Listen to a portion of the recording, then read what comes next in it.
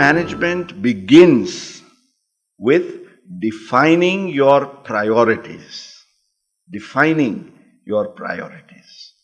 If your priorities are right,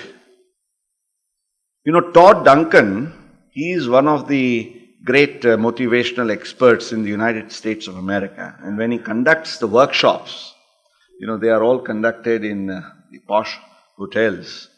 So he asks his audience, this beautiful premises where we are all sitting here, what do you think, in how much time must have it been built?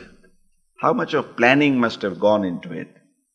And they would say that, well, at least 15 to 18 months, must have gone in. Wonderful. And then he says, what do you think is perhaps the most valuable or cherished for you? Then everybody would say, well, our own life. And then he would ask that if you think that even if you were in charge of constructing this building, you would have spent a good 15 to 18 months investing into how to bring out this beautiful building. Tell me, how much time have you invested for your own life? Planning your own life, prioritizing your goals. What is it that you want to achieve? And then he would say, 18 months, 18 days, 18 hours, and I think people would still have to shake their heads in no, that we have not even invested 18 hours. Friends, if we want to live life to its fullest, we will have to take out time, not only to live, but also to plan. And therefore, you have to prioritize. Prioritize your goals, what you want to do in life. And once you have decided your priorities, then again you have to prioritize your priorities.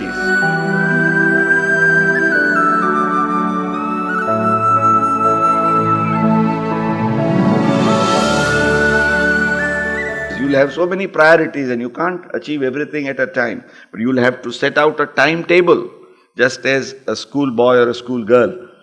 If there is no timetable, just imagine. There would be no fun going to school. It would be all a mess. There has to be a timetable. And therefore, you have to prioritize your priorities, you have to review them, you have to balance them, friends. This balance, which I'll be talking a little more about later, is extremely important. It's not that we are not doing significant things. We are doing. Most of us are doing. But then, it's because we are not able to achieve the balance of our priorities, that is where we go wrong. And another very valuable tip, friends, is that every one of you, just think of it. If you think your 24-hour day, there are what you would definitely rate as peak hours of performance. That is when you can really do the best. You are in best of your physical and mental shape. That is the time when you need to focus on all your important tasks. Focus on your important tasks, and that is what we call as a peak performance time, because that is when you are able to extract the most out of it. And then there are those low performance times as well. You have to monitor them. You have to ensure how you can rejuvenate them, revitalize those low performance times. If you can do that, that is something very valuable and significant.